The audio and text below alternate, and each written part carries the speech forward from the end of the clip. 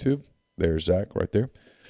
So we'll be with you for about 30 minutes today. We're going to talk some college basketball, also some appears to be some quasi-breaking news about the NCAA dead period that we will discuss as well.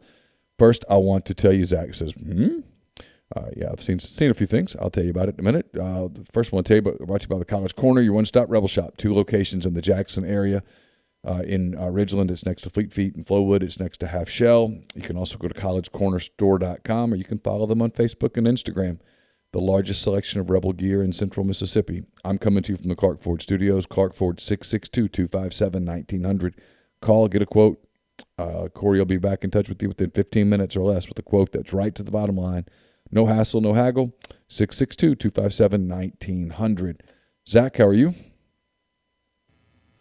Neal, good morning. It is sort of feels a little normal, or it's normal with the selection show yesterday. Yeah, it was cool to see. It was nice to. I know that I don't think they're. Somebody asked me yesterday. They're not doing any fans, right? Or is it just family? 25%. 25% fans. Great. So some fans. Okay. Yeah, I mean, Ole Miss fans didn't get any good news, but it was still fun to see the bracket get revealed. We didn't get that last year. That was a bummer. But yeah, the players was exciting. JT got it done. I don't know. I'm sure you were dialed into that. I'm not aware of what you're talking about. I did not realize that Justin Timberlake won something. So congratulations to him. That's great. Yeah. He's a good golfer, but he's not as good as Justin Thomas, who won the Players Championship. Is that the one with the yeah? Is that the one with the island on number 17? It is. That's very good. Thank you. Yeah. Thank you. TPC Sawgrass. Yeah, it was a lot of fun. Beat out Westwood. Bryson hung in there, but yeah, it was a lot of fun. Yeah, I saw something on the board yesterday. It was like anyone but Westwood, and I was like, "What in the hell are they talking about?" And then I realized it was golf. I kept thinking Westwood. Yeah, I like Lee. I don't know why they don't like Westy. I actually saw an interview with him the other day. He seemed like a nice guy.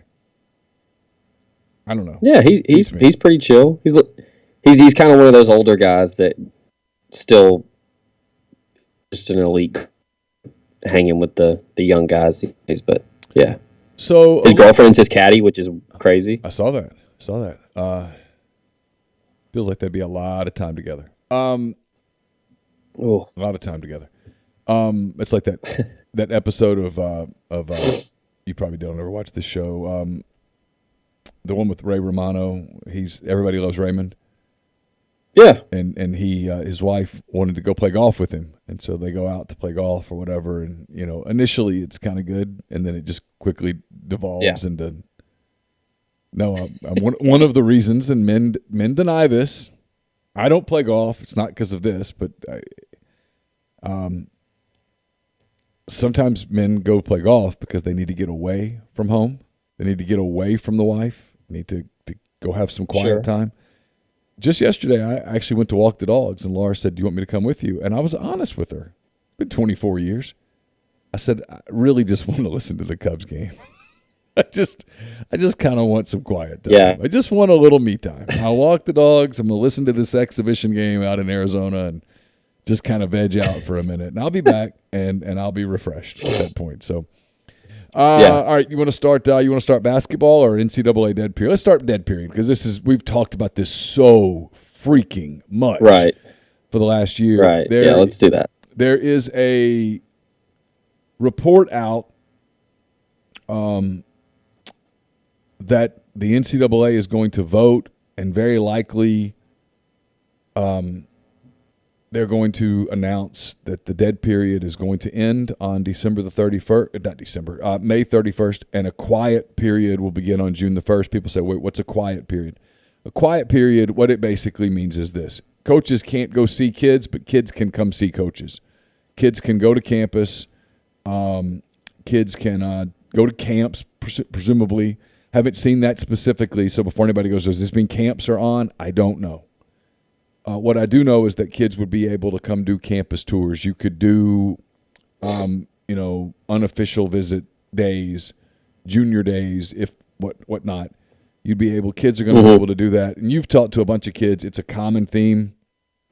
I've seen this on other places too, kids that are considering Ole Miss, kids that are not considering Ole Miss, and everything in between.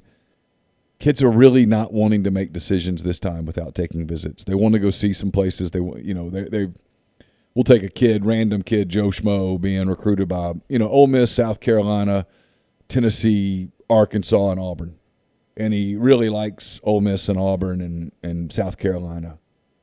But he can't decide. He needs to go see the places. The virtual tour that he's taking is nice, but he wants to go see those places. So, anyway, that's very positive development if that happens, because it's good for everybody involved. It will have been, if it ends on midnight on May the 31st, it will have essentially been a 15-month dead period. 15 months. Yeah, I was going to say, if the quiet period, if they vote on it and it passes, it is going to be a tidal wave of kids going to campus. Because if you read everything that we put at rebelgrove.com, you can see it's the same answer. And look, honestly, without sounding, this isn't me jokingly saying it, but bless their hearts. What do you want them to say? Of course. They can't go anywhere. They can't meet anybody. So, they do their best to give me some kind of unique answer or something of semblance. But yeah, every kid I talk to can't go anywhere. I'm not going to make a decision yet. Would you be able to if make nothing changes? Look, it's different for somebody who maybe you grew up and your parents were Ole Miss grads or whatever, and you grew up going to the Grove and to Oxford, and you've been to Ole Miss 1,000 times, or fill in your school, Georgia, Tennessee, whatever. What I'm saying? It's one thing if it's like that, but if you're a kid who didn't grow up that way for whatever reason, or even if you were a kid like me, I grew up in a college town. I grew up in Ruston. I went to Louisiana Tech games since I was. Oh, hell, I don't even remember. I was a little kid. And I saw Tech. I'd been to what's now ULM a few times, but only because Tech was playing. I knew that one campus fairly well, but I'd never been, when my senior year, I'd been to LSU's campus for a football game, and I'd been to LSU's campus for Louisiana Boys State the summer before my senior year. And I had been to, I'd been to one Ole Miss game. My cousin was going to school at Ole Miss. We went to an Ole Miss Arkansas State games. I'd been to the Grove for a couple hours and to the bookstore. That's all I knew about Ole Miss. Nothing before my senior year. I'm trying to think where else I'd been. That's about it. I don't think I'd ever been. I'd been on the Auburn campus one day. My uncle drove me around it. I saw that. That's about it. I never really been anywhere. So if my senior year I'd not been able to take visits, I don't know. I guess I would have just gone to Louisiana Tech because it was the only thing I knew. So you've got all these kids that are out there that are the same way. They've never been anywhere. And all of a sudden they're getting recruited by, South Carolina and North Carolina and Georgia and, Florida and Arkansas and Ole Miss and Texas and whatever. And you're narrowing that down to some schools. You want to go look at some schools before you take a visit. That's perfectly understandable. It's like we get that question in the mailbag, and I don't mean critically, but people are like, should we be concerned that there's no linebacker commitments? I'm like, no. It's these kids that you're recruiting now have been basically 2 cycles without being able to go anywhere. How can they possibly make a decision? So this is a very positive development, and it will make the summer. Like you said, it'll be a tidal wave. I suspect it will be litigated, if you will. What's the word I'm looking for? Regulated is the word I was looking for. I'm sure that you will not just be allowed to bring 200 kids to campus June the 1st and say, here we go. But there will be some rules on it. It'll probably be set up similar to how they do official visit weekends. They'll do with the and just haven't been able to host anyone. I think there's going to be an emphasis put on it, to where they'll say, okay, we'll bring in, 10 this weekend who want to come, kind of set it up as a schedule to where if you have 8 to 10 dudes that want to come and they're all prospects that you want. Again, it's like that official visit setup to where, yeah, you want to get all these like-minded dudes together who may consider, get around each other, start talking about going to Ole Miss, and, not like all of a sudden you're going to become a package deal or anything like that. But I mean, it's the similar vibe of a official visit weekend. I think you could definitely start seeing schools do that. I mean, you had prospects that were setting up their own visit weekends like that during the shutdown. Ohio State had a big one where a couple 5-star kids set up a weekend where a bunch of top prospects came in town. I mean, I definitely think you're going to see that. And then you're also going to see probably a lot of people referring to programs and coaching staffs probably start getting a little more aggressive. I wouldn't say they're going to all copy the Clemson model of here's your spot, you either take it or leave it. Yeah, I wouldn't think so, Zach. Certainty. I mean, I hope and pray. I hope and pray that it's going to continue to progress and get better. And I think we are on that path, but you don't know what's going to happen down the road. So you want to go ahead and if you can impress a prospect while he's on campus and want to commit and you want to accept their commitment, boom, go ahead. Yeah, I would think people will look, and who knows what this will look like by June. A lot of people will be vaccinated by June. All of the numbers and the trends look good. So by June, I mean, even the president said by July the 4th, we can have a very socially distanced cookout in the backyard. I've already got one planned. I'm going to get all the tofu I can find and some veggie burgers. I'm going to prepackage all the meals and have some sanitation stations for close family. But we're gonna do that on July the 4th if we're allowed. Just don't do fireworks. No, fireworks are dangerous. Well, I just hate them because when they sell them, everybody just stockpiles fireworks for like 2 months after the holiday, and they're just doing them at like 6 p.m. 6 p.m. on a random August night or something. It scares the hell out of everybody. This is 33-year-old get off my lawn, Zach here. So, Ole Miss basketball, you mentioned it, no NCAA tournament. They were one of the first four out. We'll talk about this in the Oxford Exxon podcast, which we're taping at noon. So some of this will be repetitive, but we're going to do this from a recruiting standpoint. Mm-hmm. Look, I don't think there's any spinning this, and I've seen people try to spin it, but they had Devontae Shuler and Romello White on this team. This was a veteran team. This team not making the NCAA tournament's a disappointment. And I know there's a lot of people out there saying there were a lot of people out there saying that they should have made it. I think you can make a compelling case for Ole Miss in the tournament. Unfortunately for Ole Miss, I think you can make a compelling case for them not in the tournament. They absolutely have some bad losses. They lost to Georgia twice. They lost at Vanderbilt without Scottie Pippen and without Dessou on the court. They lost at home to Mississippi State. That was it. Yeah, I mean, I think the Vandy loss is what did it. I do too, because if you change that one game, I think Ole Miss is in the tournament today. Who knows where they are, but I think they're in the tournament probably as an 11 seed somewhere, and we would be talking about this a different deal. But the early part of the season hurts as well. The early part of the season counts. That loss to Wichita State at home was a bad loss. The loss at Dayton, where you had a late lead. I was telling Chase this yesterday. I think a lot of fans forget those games because those games happened on football days. The Dayton game was in the hours before Ole Miss at LSU football. The Wichita State game was in the hours right after Ole Miss won the Outback Bowl against Indiana, so everybody was still sort of deliriously drunk, and they didn't see the basketball team blow a late lead against Wichita. Well, you change a game or two out of what we just talked about. And we're not having this conversation, but that's not how it works. So they're not in. I know they're in the NIT. They're going to play Louisiana Tech on Friday night in Frisco, Texas, in the first round of the NIT. So their season could still have another 13 days or whatever left to it. That being said, I'm really interested starting today in the way that this roster gets remade. Devontae Shuler's leaving. Romello White's leaving. Hadim C has already entered the transfer portal. Sean Robinson's in the transfer portal. Demencio Vaughn's leaving. Every anticipation is that Antavian Collum will leave. I don't know what happens with Austin Crowley. I don't know what happens with Matthew Morrell. I guess they'll stay. But there's a lot of available spots for this group. You've got 3 guys that are already signed, Deshaun Ruffin, James White, and Grant Slatton are all 3 coming in.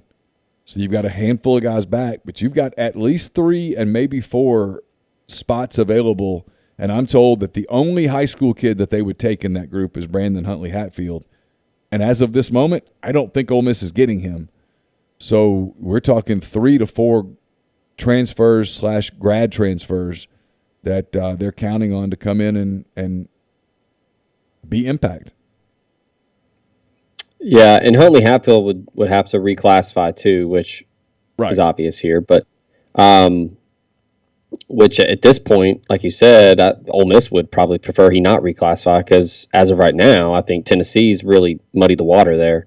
I think Ole Miss has some company with Syracuse there trying to sign him. But, I mean, you're going to have to go heavy portal anyways because you're going to need some experience. You're going to need some quality depth. And, look, I mean, this team, look, you said – yeah, you can make a case for them in the field, but then you can make a case for them not in the field. I think if they somehow beat LSU, then they're probably in. And hell, I mean, give them credit. They had a shot. Jarkel Joyner damn near single-handedly carried them. They got nothing out of KJ Buffin because of foul trouble. Schuler played pretty poorly. Yep. And then Romello was in and out because of foul trouble. And here's what would disturb me if I were an Ole Miss fan from that game Friday. I would be so thrilled if I were an Ole Miss fan with the way that they played. They played with such intensity. They were locked in from the opening tip. But you needed to get something off your bench. And if you take Sammy Hunter, Austin Crowley, and Matthew Morrell and put all their minutes and all their contributions together, they gave you nothing.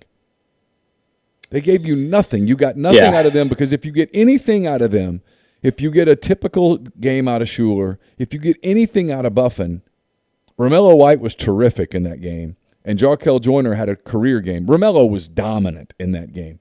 If you get anything out of other people, you win the game. And then it's who knows? I mean, hell, the way Arkansas played on Saturday, you might have beaten Arkansas. Arkansas was kind of checked out. They didn't play with a lot of intensity against LSU on Saturday. You may, regardless, you'd be in the tournament today. It's why I look at the end of it, and I've heard people go, "Well, it's not fair," and I'm like, "Oh, stop! It's totally fair." They had it's only Ole Miss to blame here. Yeah, Ole Miss had tons of opportunities, and they just did not get it done. But it does make me wonder, moving forward, what do you have to have so that this team doesn't take some giant step back? You lose Romello White. You lose Devontae Schuler. So who plays the point? Because I don't think it's Jarkel, although he did play some point the other night and played it well. But I don't think he's your full-time point guard. So you've got Ruffin coming in who can play the point. But I don't look at James White or Grant Slatton and go, oh, yeah, that kid's coming in and right away ready to go 31 minutes a night in SEC play. I don't see that. So you've got to go get in this transfer market at least one guard, probably two. You need to get a wing who can complement Luis Rodriguez. And then you got to have a big that can replace Romello's minutes. Yeah, that's what's concerning for me is as good as Romello White and Devontae Schuler were this year. Devontae was all SEC first team. Romello was outstanding later in the year. Pretty much almost a walking double-double at any point. Had the opportunity. When he got the ball and he wanted to score against LSU, he was doing it. There was kind of a switch that flipped for him later in the season, in my opinion, offensively. He got a little more aggressive. I don't know if that was coaching or if that was just him, but yeah, I mean, you had your shot, you blew it, you missed some costly free throws late, had a ton of second and third chance points, could not get the buckets. And I mean, LSU does what LSU does when they have three guys that are NBA talents, and just a strong ass effort from them. But it was just it's unfortunate because of how good Romello and Devontae played down the stretch. But hey, I mean, like I said, nobody blame it yourself. They have 4 NBA players on that team, by the way. 4. Oh, sorry. Who did I miss? I assume you're forgetting about Darius Days, who's. Oh, that's right. Yeah. He killed him, man. Hitting threes. Good. Sorry, I forgot about him. Yeah, and that was another one of those moments where you are what the numbers say you are what your identity says you are. They had a defensive lapse in that moment. They were only down a point, and LSU does a pick and pop. And Jarkel didn't switch. Well, he went under the screen, and he left him open, so he got an open look. So you got to harass that. You're much better off. You want them to keep running clock there. You want them to. You gave them an open look on a pick and pop, and that was that. And they knocked it down, and they advanced, and damn near won the tournament. Yeah. I will say this. The LSU-Alabama game yesterday was high-level, big-time basketball. Yeah. There was a lot. That was an Elite Eight Final Four game. There's a lot of money on that floor. Let me ask you this, speaking of Alabama. I was talking to someone yesterday, and we can close here. Before I do that, real quick, I want to remind you, podcast is brought to you by Lamar Yard, soon-to-be indoor-outdoor restaurant entertainment space on South Lamar. Children's playground, 3 bars, indoor-outdoor projectors, parking on-site, and Texas barbecue and more. Lamar Yard, check them out at lamaryard.com. We're also brought to you by Kelly English, the restaurateur in Memphis. They offer nationwide shipping right now. You can find information on that at irisetc.com. They have wild game cooking programs and cooking with Kelly at table20.com/iris. You can find out more about that and more at chefkellyenglish.com. Podcast also brought to you by Protection Unlimited, Mid-South's leader in commercial and residential alarm security. Wayne Lowry and his team, 40-plus years of serving the Memphis area and North Mississippi. Cutting-edge security for your home or business, 24/7, 365 monitoring and video surveillance. Talk to them at 901-754-6510. All right, question. Yep. Talking to someone yesterday, Ole Miss fan, through and through, season ticket holder, multiple sports.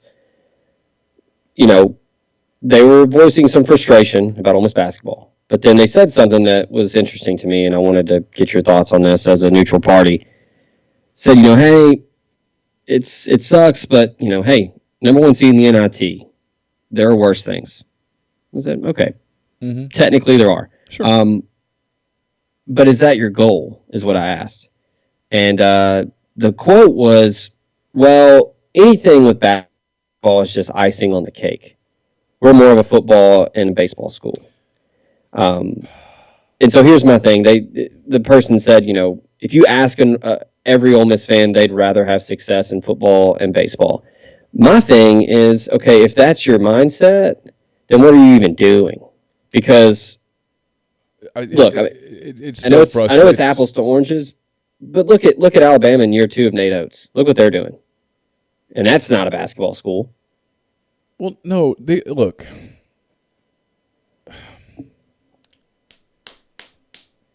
This comes across as me being anti-college baseball, and I'm not. I actually watched some college baseball on my computer this weekend. I kept up with 2 different series. Kumar and Leiter? I did not, but I will when they're playing league play because they're so good. But I watched a lot of the Ole Miss series, and I watched kind of kept up with the Arkansas-Louisiana Tech series since I'm a Ruston boy. It was kind of cool to see them sort of open their new park and all that stuff. The world doesn't stop, if you will, when the college baseball tournament bracket is released. My daughter Campbell wouldn't know a basketball from a cantaloupe. That's wrong. She did play basketball in middle school until she hurt a finger and then she stopped. She even called and go, "Hey, can you help me with my bracket?" If you if you can either be good in basketball or baseball and you pick baseball, you don't understand public relations. You don't understand marketing. You'd rather People aren't doing office pools for the College World Series. There's more to be gained from basketball. Just dismissing basketball as well, that's just no. You want to make the tournament. You want to be in the tournament. Yeah. You want your name to be on the bracket. You want to be playing those first round games that everybody's watching, that people are excited about, that the 3-14 upset and blah blah blah. You want to be a part of that story. You do. You just do. You just do. If you're an Alabama fan today, if someone offers you, hey, you can be really good at basketball or you can be really good at baseball, they're going to pick basketball. I mean, if the question is, can you be really good at football or really good at the answer is football. But if excluding football, what's the next sport that you get something from institutionally? It's basketball. It's men's basketball. It just is. And any other answer than that it's ludicrous, Zach. It's dumb. I mean, you want to be good in basketball. It's a sport you can market. It's a sport that people pay attention to. Is it a niche sport today more than it was 20 years ago? Yes, absolutely. I mean, I remember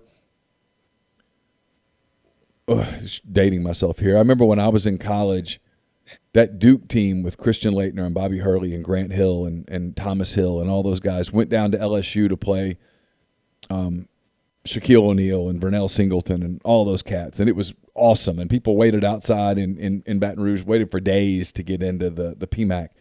Are we ever going to have that level of college basketball back? Probably not.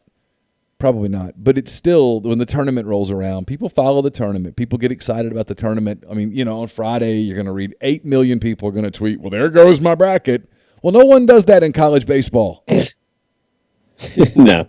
And so, there's one sport has a month, or in this case 3 weeks, where it sort of dominates the scene, and you want to be a part of those 3 weeks. You don't get that in baseball. And I get down here, it's exciting, and it's springtime, and the weather gets nice, and you get weekends like this past one where the weather was wonderful and people went out to Swayze, and I'm glad that they did. It's awesome. I'm glad that they went out in left field and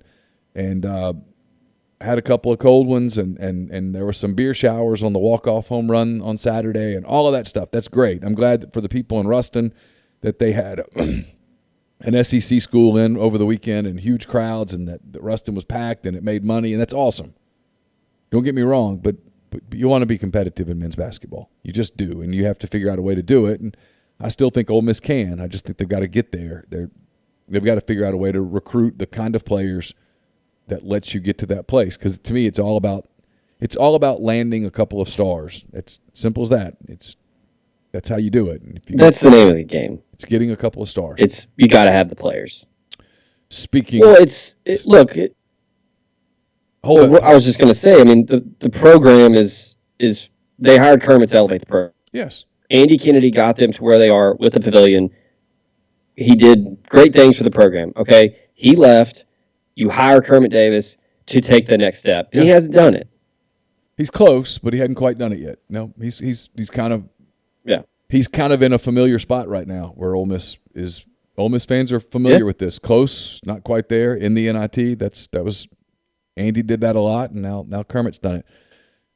To get to that point, you got to land the big time recruits. Speaking of money and wealth management, get in touch with Daniel Barfield. He's been serving individuals and businesses in the Oxford and North Mississippi area for more than 20 years. Give him a call, 662-236-6454. Visit his website, barfieldwealthmanagement.com. Also brought to you by Billy's Small Batch Bacon. My old friend William Stitt has mastered the art of bacon, 3 decades in the restaurant hospitality business. Bacon is his passion. Get in touch with him at billysbacon.com. You got to try it. It's so good. BILLES bacon.com. Order 5 pounds or more. Enter the promo code Rebel Grove at checkout. You get a free Billy's Bacon hat. We're also brought to you by Alpha Specialties, located at 1670 Highway 80 in Pearl, Mississippi. They're your trailer-specific professional. If you want to haul it, they can call it. They can. They've got load trail trailers, Hallmark cargo trailers. They can have game day trailers built just for you. They've got accessories, a repair shop, so much there. 601-932-9798 or alphaofms.com. Also brought to you by Jennings Executive Search. Jennings Executive Search specializes in the recruitment of accounting, finance, strategy, corporate development, and data science professionals from the staff to C-level in all industries. So whether you're a small business owner who needs a finance leader, you work in the private equities, or you run a team at a Fortune 500 company, John and his team of former public accountants will simplify the hiring process by presenting you with a short list of only the most qualified candidates. It's John, that's Jon, at Jennings, exec.com or 404-536-3000. Also brought to you by Muddy Water Camo. MuddyWaterOutdoors.com is the place you want to go. Want to go there and check out all of their all of their gear. Again, MuddyWaterOutdoors.com. Also brought to you by Hunter Maynard. Hunter is basically what he does, if you're a decision maker or an influencer for a middle market size business or large corporation, if you're a business owner, a CFO, a controller, HR professional, you assist your company with making financial decisions. You might be aware that property and casualty insurance rates went up dramatically in 2020, and they're continuing to rise in 2021. Hunter Maynard of USI Insurance is a risk management professional who specializes in negotiating between your company and the insurance carrier by working closely with business executives to ensure that they have the most effective and cost-efficient property and casualty insurance program possible. It's 901-233-4614 or hunter.maynard, M-A-Y-N-A-R-D, at USI.com. And we're brought to you by Joey Erickson, Heron Gear Chevrolet. Let him help you find the vehicle you're looking for at a price you can afford. Choose from a full selection of new Chevy vehicles or get a great deal on numerous brands of reliable pre-owned vehicles. 662-571-2367 or stop by 1685 High Street in Jackson. So you've been doing some football stories. I know that people can read those at rebelgrove.com. What's the get kind of a feel for any kind of where the influence is right now, or is it just looking for the 25 best available? Yeah, I would say so. One position group that I think is getting a little more of an emphasis, I think, would be linebacker and offensive line.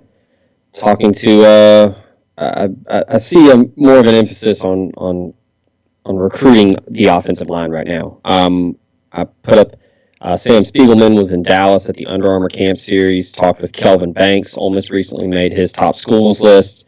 That's a guy you want to have in your class. Rivals 100 prospect, 6'5", 290, offensive tackle out of Houston. I mean, that's the type of guys that you can build around. Bookend tackle, already, Power 5 frame. He hasn't really hinted at where he's leaning at all. He did tell Sam that everybody in his top schools list is a realistic contender right now. Yeah, that's all you can ask for. Yeah, along the lines of what we talked about, he probably wants to see some of these schools. He doesn't know. I'm sure in the back of his mind he's got a favorite or two, but you want to check them out. You want to see which school has a feel to it, and you just can't do that over a Zoom call or a FaceTime call. You got to go kind of see it for yourself. It's why I think for Ole Miss they start spring on the 23rd, I think, which is a week from tomorrow. So that's correct. My anticipation is that the way they're going to get around this, Ole Miss and all these other schools, is they're going to make Saturday scrimmages open to the public. Yep. Which means it's saw some prospects were at Missouri's last weekend. Yeah, it's how you let prospects in. Yeah. A lot of kids are planning on coming to the spring game, which, I mean, that's the ideal weekend to have unofficial visitors. You have the big baseball series with LSU, and then you can walk over to Vaught Hemingway and watch that. So, yeah, I mean, that's kind of where they are. I guess last thing before we talk about there was a big offer that went out last week. I do want to quickly remind you, podcast is also brought to you by the Barry Home Team. Under contract, pending, and sold are a homeowner who is selling their home. Those are the three favorite words, contract, pending, and sold. When you're ready to go top dollar for your next home in the Mid-South area, call the Barry Home Team. Whether you are downsizing, upsizing, or purchasing investment properties, Stacy and Rick Berry will navigate every step of the way for you. They are both multi-million-dollar club members, and they will make the process simple for everyone. Check them out at theberryhometeam.com. Once you do that, go talk to Saddle Creek Title, Mid-South's leader in client-focused, innovative closing solutions, Neal, Hannah, and his team, right in the Memphis area, and they are dedicated to going the distance to ensure the ease and growth of your real estate business. Find them at saddlecreektitle.com. Also, Transamerica Insurance. They're changing the way that you look at life insurance. Rated best term life insurance company in 2020 by Forbes. Transamerica offers you 10, 20, and 30-year term life insurance catered to your individual needs. Call Drew Moak at 601-953-8449. He is licensed in Mississippi, Tennessee, and Texas, among others. Last, Davis McCord State Farm. Last but certainly not least, I should say. Where can you get good neighbor service and surprisingly great rates? And that's at State Farm. Call him at 901-755-6110 for your surprisingly great rates today. All right, Neal. Teased it before that. Ole Miss offered another quarterback. They've I wouldn't say they've struck out, but some of their prospects on their board have committed elsewhere, and they have offered Taven Jackson out of Center Grove in Indiana, 4-star quarterback, 6'5", 195. Watched a little bit of his tape. Pretty impressive. Not super gaudy numbers, but dual threat, super athletic. Led Center Grove to a state title, 14-0 last year. I believe his touchdown-interception ratio was 17-5. I think he had 24 total touchdowns, something like that. But look, I mean, it's kind of next man up at this point, and I know some sources close to that recruitment have said that Ole Miss got in at the right time. He released the top schools list. Ole Miss made the cut, and they think that Jeff Levy can make a move here. Taven Jackson was complimentary of Levy and Kiffin. He likes their offense, and I don't think he has any favorites right now. So Ole Miss could be in the mix to get a quarterback in 2022. Where's Center Grove in Indiana? Is that near Indianapolis or? Real quick. As I quiz you on your Indiana geography. Yeah. It's not Gary. I know that. Greenwood, Indiana. So I think it's pretty close to Indianapolis. Okay. All right. Well, we'll talk about that. I know we owe you guys another podcast. We might do another kind of a mailbag soft verbal here in the next few days. But for today, that'll do it. We'll have the Oxford Exxon podcast here very, very quickly. I got to just turn this around, and then we'll get that to you. So for Zach Berry, I'm Neal McCready. That does it for this edition of the Soft Verbal Podcast presented by College Corner. Don't forget collegecornerstore.com. We'll be back with more MPW Digital Network of podcasts throughout the day and the week. Until then, take care.